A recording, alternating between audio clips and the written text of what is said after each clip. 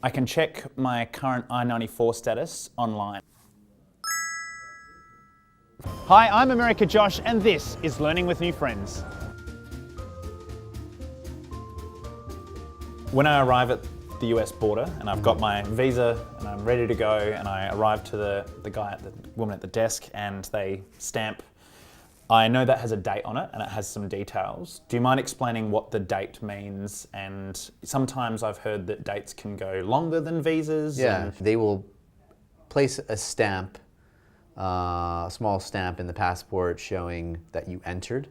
Usually they'll handwrite the visa that you type that you use to enter. So it might say E-3 or something right. like that. In terms of an expiration date, they may or may not handwrite an expiration date in I know I've connection had both. with that. Sometimes it's seems like part of it, but sometimes they'll just scribble a number. Yeah, sometimes they'll scribble something, but that's not really what ultimately controls.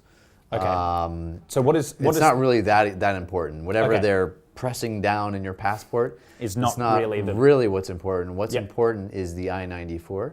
The I-94 is what the Customs and Border Patrol issues to individuals entering the United States, and the I-94 captures the visa that the individual used to enter the United States. It captures the date that you entered and the period that you're allowed to remain within the United States. I think we can put right here, there'll be a web address where people can find their own retrieve their I-94. And that's something they should do after every entry. Okay, so for a couple of reasons. One, they should be aware of when they have to depart. And, and two, they want to make sure that a record exists. Oftentimes, not oftentimes, but sometimes there can be errors when entering, and some people are not entered into the system, or they're entered into the system incorrectly. So you use an E3 visa stamp, but for some reason the officer admits you in the F1 visa status. Right.